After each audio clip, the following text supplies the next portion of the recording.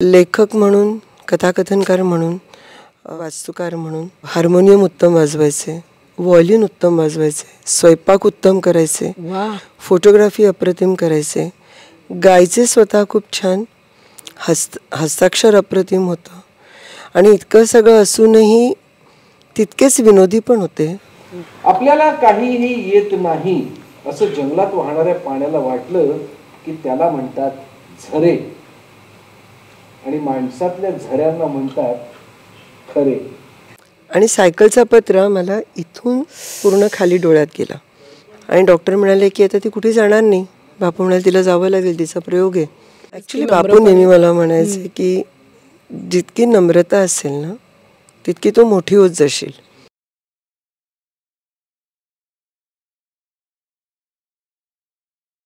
नमस्कार मंडळी, स्वागत आहे तुमचं रंगभूमी.com वर. लवकरच 11 वपूर्झा आपल्या भेटीला येत आहे.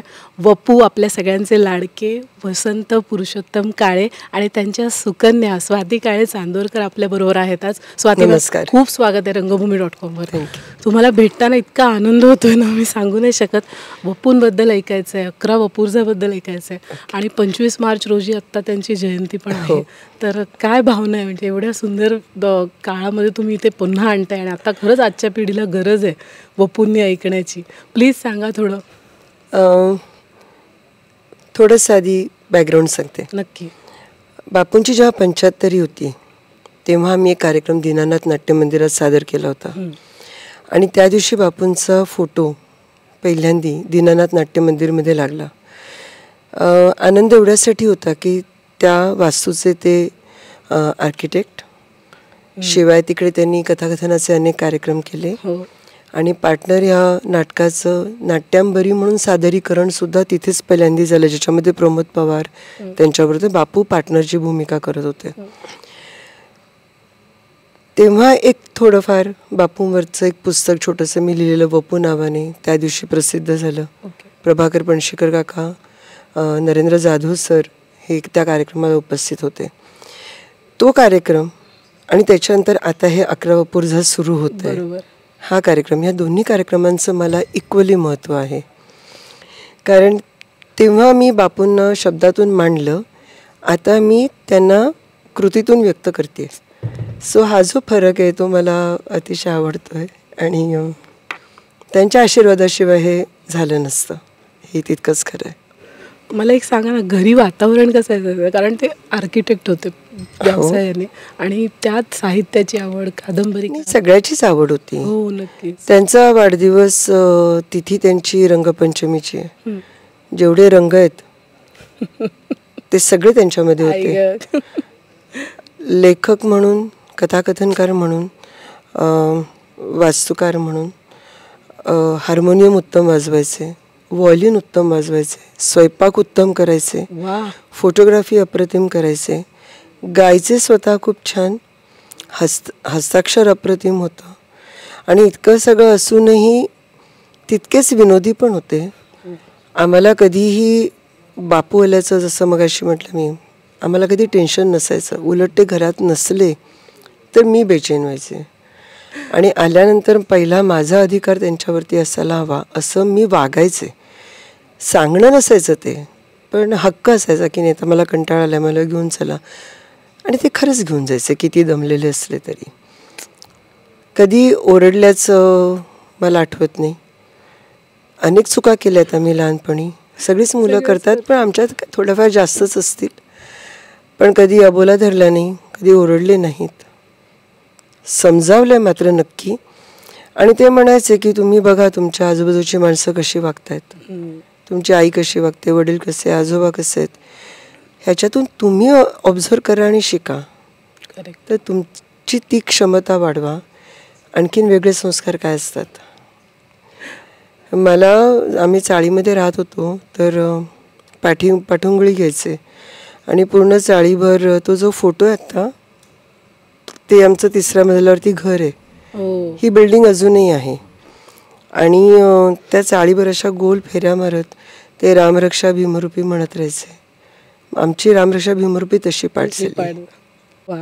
आणि आता खरंच 11 वपुर्झासाठी धन्यवाद. मी व्हिडिओ सुरू करायच्या आधीही म्हटलं धन्यवाद, कारण आजच्या पिढीला तुम्ही आजच्या पिढीसाठी वपू जिवंत करताय. पुन्हा आम्हाला तुमच्या रूपात वपूच दिसत आहेत डोळ्यासमोर. खरं सांगू का तुम्हाला, बापू कधी गेले तसं वाटतच नाही. कारण याचं कारण म्हणजे असं काहीतरी इमॅजिनरी म्हणत नाही आहे मी.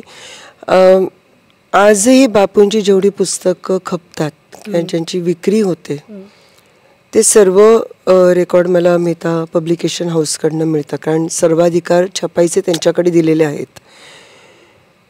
तुम्हाला खोटं वाटेल, आजही मॅक्झिमम सेलर बापू काळे आहेत. 2001ला बापू गेले तेव्हापासून आजपर्यंत बापूंची जेवढी पुस्तकं विकली जात आहेत गेली आहेत, तर मेहतांकडचा रेकॉर्ड असा आहे की बापूच आहेत अजूनही. त्यामुळे मला नाही असं वाटत की ते विस्मृतीत गेलेत लोकांच्या, किंवा आज फेसबुक उघडलं की 3-4 तरी वपू फॅन ग्रुप्स आहेत. नक्की रोज काही ना काहीतरी त्यांची वाक्य तिथे टाकत असतात, हे मी बघत असते. त्यामुळे ते आहेत. त्यांचं लेखन, त्यांची विचारसरणी ही चिरायू टिकणारी आहे, ती अमर आहे, ती आपल्यात नेहमी राहणार आहे. आणि जर तुम्ही आत्तापर्यंत वपूंशी परिचित झालेले नसाल ना, तर तुम्ही खूप काही गमावलं आहे आयुष्यामध्ये. प्लीज एखादं तरी पुस्तक वाचात, मग तीच अटक लागणार, मग तुम्ही सगळंच वाचून काढाल, ही गॅरंटी आहे. आणि दुसरं आता एक सुंदर निमित्त मॅम आपल्यासाठी घेऊन आलेत 11 वपुर्झा, तर त्याला नक्की भेट द्या. बरं, तुम्ही दिग्दर्शिका आणि लेखिका पण आहात या सगळ्या कार्यक्रमात. खरं सांगू तर मी एकटी दिग्दर्शिका नाहीये. ओके. कारण सॉरी मी तुम्हाला तोडलं मध्येच, प्रश्न पूर्ण होऊ दिला नाही. कारण मला हे नाही आवडत आहे. कारण सुनील बर्वे, शशांक केतकर आणि मी, आम्ही तिघं मिळून हे ठरवतोय. ओके. त्यांच्या पण सजेशन्स खूप आहेत. पण जसं म्हणतात ना की एक नाव द्यावं लागतं, म्हणून ते आपलं माझं नाव दिलं गेलंय असं मी अगदी प्रामाणिकपणे कबूल करते. निश्चितपणे कल्पना माझी आहे, निश्चितपणे लिखाण 2 पत्रांना जोडण्याचं मधलं लिखाण हे माझं आहे, कथांमधलं एडिटिंग माझं आहे.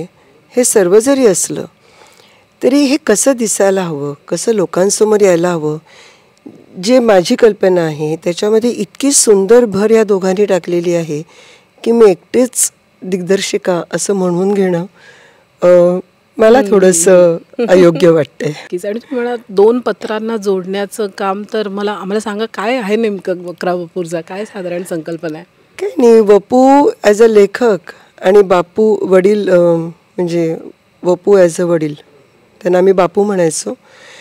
तर बापू वडील म्हणून काय होते हे मधलं सगळं आहे की, किंवा बापू नवरा म्हणून कसे होते, एक मुलगा म्हणून कसे होते. सो घरात बापू काय होते की, मी साहित्य सभासमध्ये राहिलेली आहे, अनेक लेखकांना अतिशय जवळून बघितलेलं आहे. विंदा करंदीकर काकांना तर असं समोर बघितलं सतत. विजयाबाई राजाध्यक्ष आहेत, गंगाधर गाडगीळ राहायचे, अरविंद गोखले काका माझे खूप छान मित्र होते, माझ्यापेक्षा खूप मोठे वयाने, मी बापूंच्या आधीचे पिढीचे अरविंद गोखले. पण मी त्यांच्याकडे गेले की मला, हे बघ माझी मैत्रीण आली ग, हिला काहीतरी खायला घाल, असं ते सांगायचे. मी माझी लिहिलेली पहिली कथा बापूंनंतर अरविंद गोखल्यांना वाचून दाखवली होती आणि त्यांनी ती अतिशय ॲप्रिशिएट केली होती. तर ते माझे खूप जवळचे मित्र होते, कारण त्यांनी मला मैत्रीचं असं एक छान गिफ्ट दिलं होतं, जे अजूनही माझ्याकडे आहे. तर हा जो मधला सगळा एक वेगळा भाग आहे की जो आम्हाला बापूंमुळे मिळाला. जर का बापू लेखक नसते तर साहित्य सभासात आम्ही कधी राहायला गेलोच नसतो. इतकी ग्रेट, म्हणजे खूप थोर मंडळी होती, सगळी आहेत, ती आम्हाला इतक्या जवळून बघायला मिळाली नसती, त्यांना अनुभवता आलं नसतं. हे सगळं सांगण्याचा छोटासा प्रयत्न आहे. वा. आणि सुनील बर्वे आणि शशांक केतकर सगळ्यांचेच लाडके आहेत, पण त्यांची निवड कशी झाली? ॲक्च्युली त्यांनी फारच सुंदर साथ दिली. सुनीलना मी आधी हे स्क्रिप्ट पाठवलं, ते जरा बिझी होते कारण त्यांचं सूर्याची पिल्ले नाटक चालू आहे. मग नंतर त्यांना मी एकच लिहिलं छोटंसं की कदाचित कार्यक्रम करायला जमणार नाही तुम्हाला, मी समजू शकते, पण नुसतं काय लिहिलं बापूंनी, एवढं गंमत म्हणून वाचलं तरी मला आनंद आहे. कार्यक्रमाचा पण विसरून जाऊ. तर मी अगदी सहज पाठवला होता हा मेसेज. त्याच्यामध्ये माझं काही इंटेन्शन नव्हतं. पण अक्षरशः इमिजिएटली त्यांचा फोन आला की नाही आपण करणार आहोत. आणि त्याच्यानंतर मग शशांक पण आला असाच. म्हणजे ह्याचं श्रेय खरं तर आमच्या निर्मात्यांना जातं. संतोष शिदमला जातं. त्यांनी शशांकला विचारलं आणि त्यांनी तर लगेचच हो म्हटलं. आणि अगदी अनपेक्षितपणे आमच्या रिहर्सल सुरू झाल्या. काही काही चेंजेस केले, काही काही ॲडिशन्स केल्या. सो हे कुटुंब आहे. असं नाही म्हणता येणार की मी प्रमुख आहे आणि ते दोघं सहकारी आहेत किंवा तो कोणी एक प्रमुख आहे, आम्ही दोघं सहकारी आहोत, असं काही नाही राहिलेलं. नाही, तुम्ही टीम म्हणून करताय, दिसतंय. आल्यापासून आम्ही तालीम बघतोय मग दिसतंय की टीम वर्क. एकाने काही सजेस्ट केलं तर नाही मी असं म्हटलं ना, मग असं नाही चालणार, असं कोणी करत नाही आहे. हो का, हे छान वाटते का जास्त. कारण ओव्हरऑल काय आहे की जे काही सांगू इच्छितो ते अतिशय उत्तम तऱ्हेने रसिकांपर्यंत पोचावं. खरंच इथे कुणाचेच इगोज नाही आहेत. गंमत म्हणजे मग इतका मोठा सुनील इतका मोठा कलाकार आहे, पण समजा सांगितलं की सुनील हे वाक्य असं होतं, हो हो तसं घेऊ की. सो तू काय मला शिकवतेस. कारण मी तर रंगमंचावरची नाहीच आहे ना. मी अगदी लहान असताना नाटकात काम केलं होतं, त्याच्या पुढे माझा काही संबंधच नाही रंगमंचाशी. मान्य करतात ते एवढे मोठे आहेत कलाकार. ॲक्च्युली बापू नेहमी मला म्हणायचे की जितकी नम्रता असेल ना तितकी तो मोठी होत जाशील. अर्थात हे कोणाही साध्या माणसालाही उपयुक्त असं त्यांचं सांगणं होतं. हे कुठल्याही कलेशी किंवा कलाकाराशी रिलेटेड नव्हतं. असं ते मला असंच काहीतरी एखादं वाक्य बोलून जायचं आणि मग असं वाटायचं की अरे विचार केला पाहिजे याच्यावर. खरंच ते असंच म्हणून जातात आपण. आणि मग तो केला गेला विचार, म्हणजे असं वाटायला लागलं की हो बाबा अजून तरी पाय जमिनीवरच आहे. एखादी गोडची आठवण सांगा ना बद्दलची. तुमच्याकडे तर खूप असतील, पेटारा असेल, एखादी पटकन कुठली आठवते. मला काय सांगायचं, या नाटकात काम करत होते. अच्छा. मला वाटतं मी तिसरीत होते, तिसरी आणि चौथी याच्यामधली होते. वार्षिक परीक्षा होती आणि 2 परीक्षेमध्ये सुट्टी होती. ही बिल्डिंग जिथं दिसते मेहता इस्टेट, त्याच्याच मागच्या गल्लीमध्ये छबिलदास शाळा. त्या छबिलदास शाळा आयडियलच्या समोरची गल्ली, बरोबर, ती माझी शाळा. अच्छा.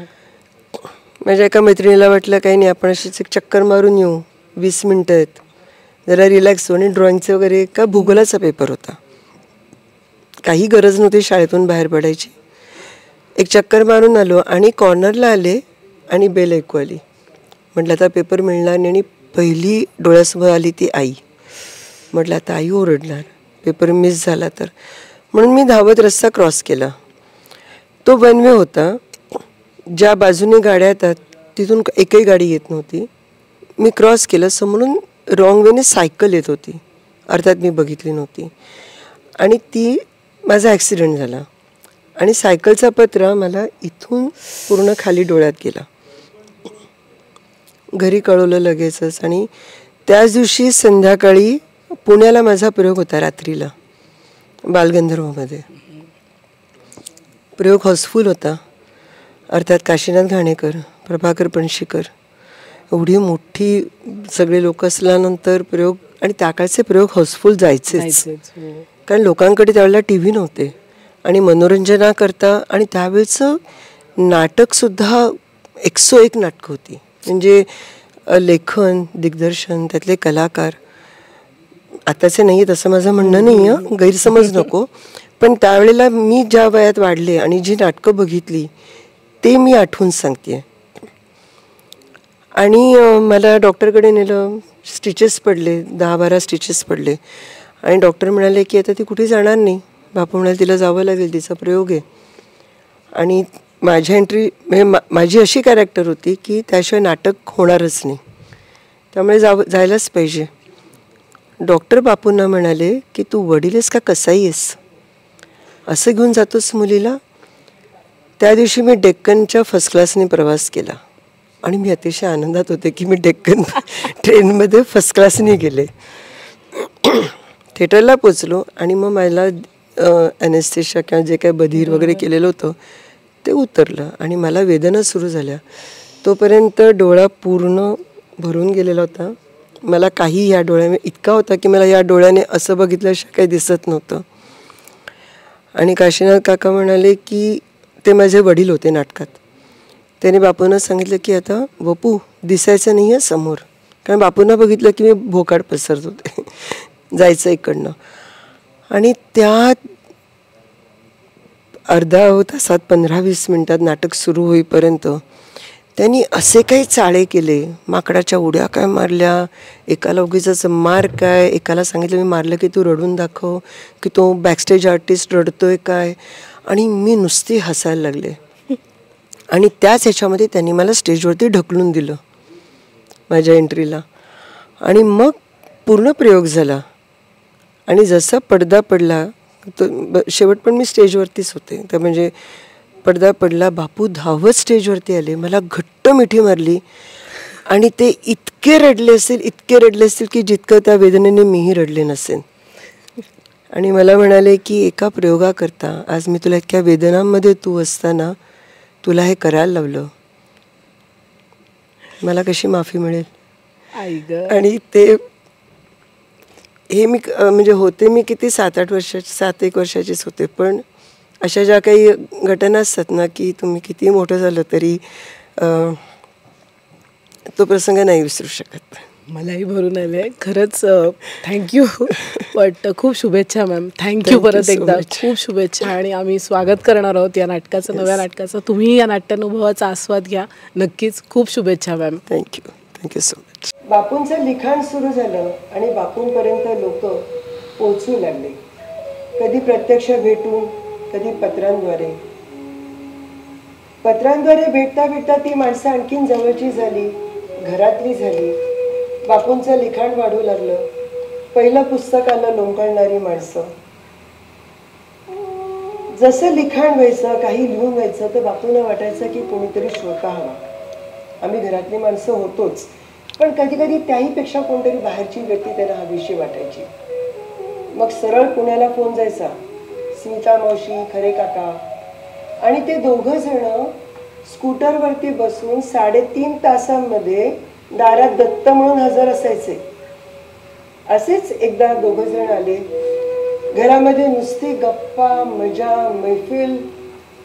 खरे काका अतिशय उत्तम गाणारे, आई माझी उत्तम गाणारी, बापू हार्मोनियम वाजवणारे, दादा व्हायोलिन वाजवणारा. आणि घरामध्ये एक मस्त मैफिल आणि मी श्रोता.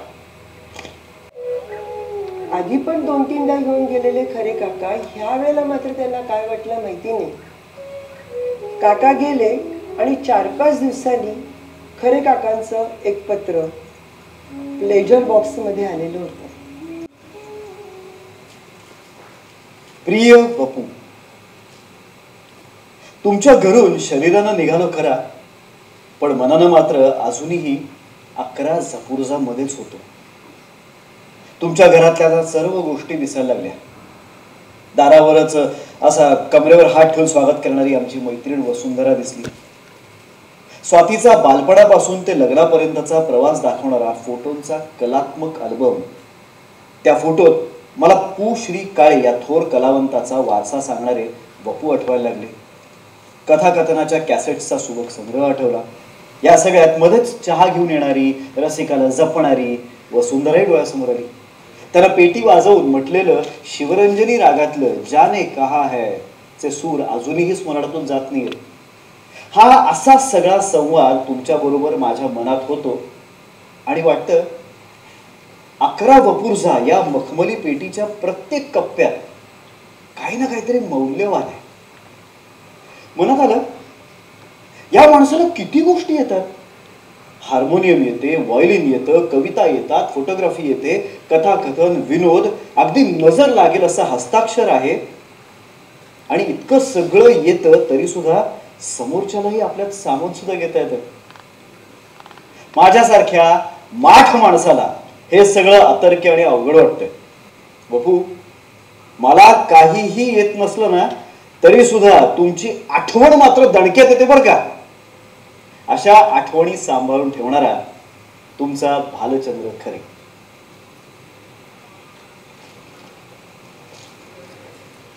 एका जंगलात एक झरा. तो वाहता वाहता थांबला. का? कंटाळला की उतारायला लागला? पण पाण्याच्या बाबतीत उतारायला लागणं हेच पाण्याचं यौवन. झरा थांबला. मग काठावरची हिरवळ म्हणाली, तू वाहत होतास म्हणून आम्हाला जीवन मिळालं. झाडं म्हणाली, तू वाहत होतास म्हणून संगीत म्हणजे काय ते आम्हाला समजलं. पक्षी म्हणाले, तुझ्यामुळे माणसांच्या अगोदर आम्हाला आरशाचा शोध लागला. आभाळ म्हणाल, तुझ्यामुळे आमचं पाणी नाले, ओढे, जमीन, नदी, समुद्रापर्यंत जात होतं. झरा पुन्हा वाहू लागला. आपल्याला काहीही येत नाही असं जंगलात वाहणाऱ्या पाण्याला वाटलं की त्याला म्हणतात झरे, आणि माणसातल्या झऱ्यांना म्हणतात खरे. आपला वपू.